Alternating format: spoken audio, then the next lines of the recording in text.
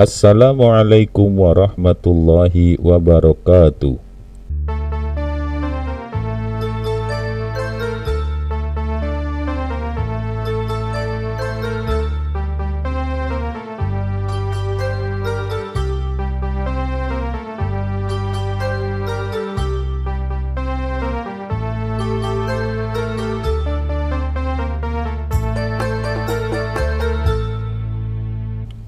Banyak kisah kucing karena kucing memang binatang yang banyak berkeliaran di sekitar manusia. Bahkan Nabi juga memiliki kucing peliharaan. Ketika Nabi menerima tamu di rumah, Nabi selalu menggendong Muiza, nama kucingnya, dan ditaruh di pahanya. Salah satu sifat Muiza yang paling Nabi sukai adalah Muiza selalu mengeong ketika mendengar adzan, seolah-olah ngeongnya seperti mengikuti lantunan suara adzan. Allahu Akbar.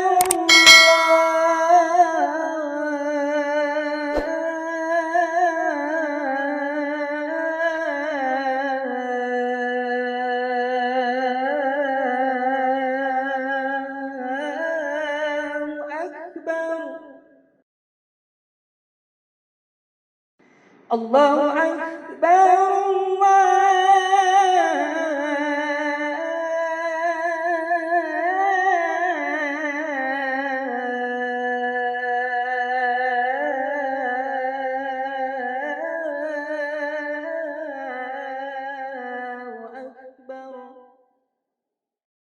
Nabi berpesan untuk menyayangi kucing peliharaan layaknya menyayangi keluarga sendiri.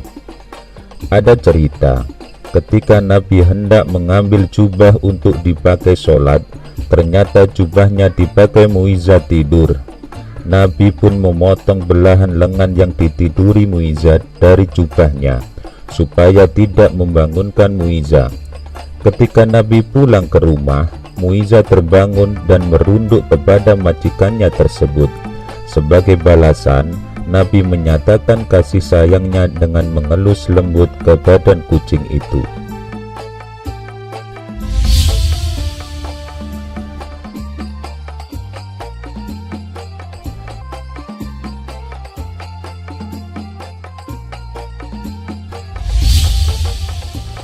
Pada kulit kucing terdapat otot yang berfungsi untuk menolak telur bakteri.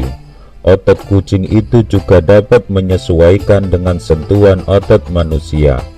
Permukaan lidah kucing tertutupi oleh berbagai benjolan kecil yang runcing. Benjolan ini bengkok mengerucut seperti kikir atau gergaji. Bentuk ini sangat berguna untuk membersihkan kulit.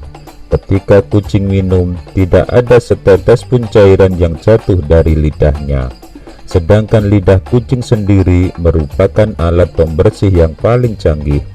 Permukaannya yang kasar bisa membuang bulu-bulu mati dan membersihkan bulu-bulu yang tersisa di badannya. Telah dilakukan berbagai penelitian terhadap kucing dan berbagai perbedaan usia. Perbedaan posisi kulit, punggung, bagian dalam telapak kaki, pelindung mulut dan ekor. Pada bagian-bagian tersebut dilakukan pengambilan sampel dengan usapan.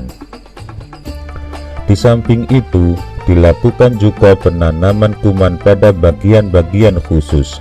Terus diambil juga cairan khusus yang ada pada dinding dalam mulut dan lidahnya.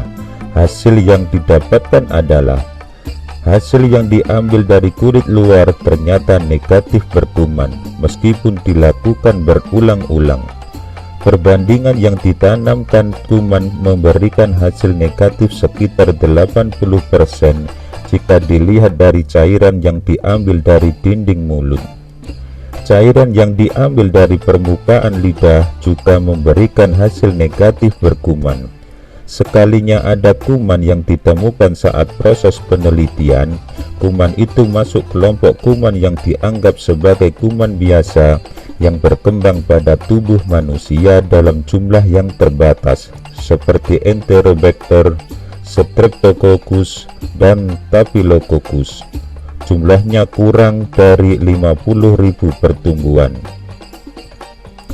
Tidak ditemukan kelompok kuman yang beragam. Berbagai sumber yang dapat dipercaya dan hasil penelitian laboratorium menyimpulkan bahwa kucing tidak memiliki kuman dan mikroba.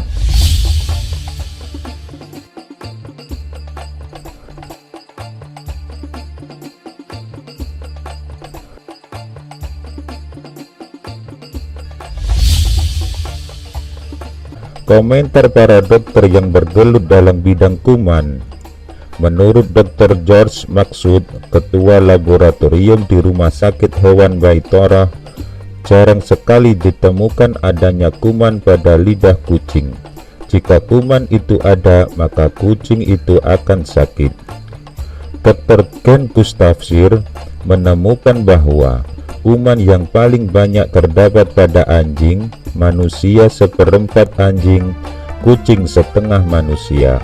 Dokter hewan di Rumah Sakit Hewan Damaskus, Said Rafah menegaskan bahwa kucing memiliki perangkat pembersih yang bernama lysosome.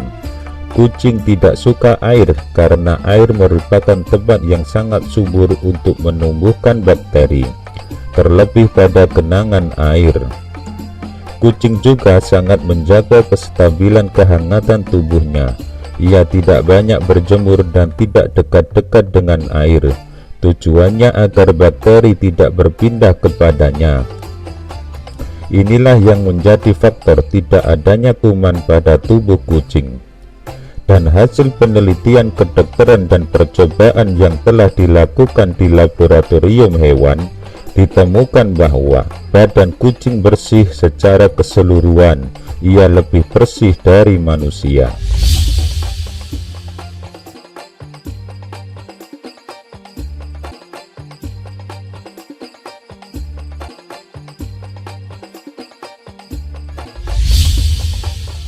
Hadis Kabsah binti Ka'ab bin Malik menceritakan bahwa Abu Qatadah mertua Kabsah masuk ke rumahnya, lalu ia menuangkan air untuk wudhu. Pada saat itu datang seekor kucing yang ingin minum. Lantas ia menuangkan air di bejana sampai kucing itu minum. Kabsah berkata, "Perhatikanlah." Abu Qatadah berkata, "Apakah kamu heran?" Ia menjawab, "Ya." Lalu Abu Qatadah berkata bahwa Nabi Shallallahu Alaihi Wasallam pernah bersabda, "Kucing itu tidak najis, ia binatang yang suka berkeliling di rumah-rumah." Hadis riwayat At-Tirmizi, An-Nasai, Abu Daud, dan Ibnu Majah. Diriwayatkan dari Ali bin Al-Hasan dan Anas yang menceritakan bahwa Nabi Shallallahu Alaihi Wasallam pergi ke Batan, suatu daerah di Madinah. Lalu beliau berkata, "Ya Anas, tuangkan air wudhu untukku ke dalam bejana." Lalu Anas menuangkan air. Ketika sudah selesai, Nabi menuju bejana. Namun seekor kucing datang dan menjilati bejana. Melihat itu, Nabi berhenti sampai kucing tersebut berhenti minum lalu berwudu. Nabi ditanya mengenai kejadian tersebut. Beliau menjawab, "Ya Anas, kucing termasuk perhiasan rumah tangga. Ia tidak dikotori sesuatu, bahkan tidak ada najis." Diriwayatkan dari Abu Dawud bin Sholih At-Tamar dan ibunya yang menerangkan bahwa budaknya memberikan Aisyah semangkuk bubur. Namun ketika ia sampai di rumah Aisyah, ternyata Aisyah sedang sholat. Lalu ia memberikan isyarat untuk menaruhnya. Sayangnya, setelah Aisyah menyelesaikan sholat, ia lupa ada bubur. Datanglah seekor kucing, lalu memakan sedikit bubur tersebut. Ketika ia melihat bubur tersebut dimakan kucing, Aisyah lalu membersihkan bagian yang disentuh kucing, dan Aisyah memakannya. Rasulullah Shallallahu Alaihi Wasallam bersabda, "Ia tidak najis, ia binatang yang berkeliling." Aisyah pernah melihat Rasulullah Shallallahu Alaihi Wasallam berwudu dari sisa jilatan kucing. Hadis riwayat Al-Baihaqi, Abdur Razak, dan Al-Daruqutni. Hadis ini diriwayatkan Malik, Ahmad, dan imam hadis yang lain. Oleh karena itu, kucing adalah binatang yang badan, keringat, bekas dan dari sisa makanannya adalah suci. Wallahu a'lam bishawab. Wassalamualaikum warahmatullahi wabarakatuh.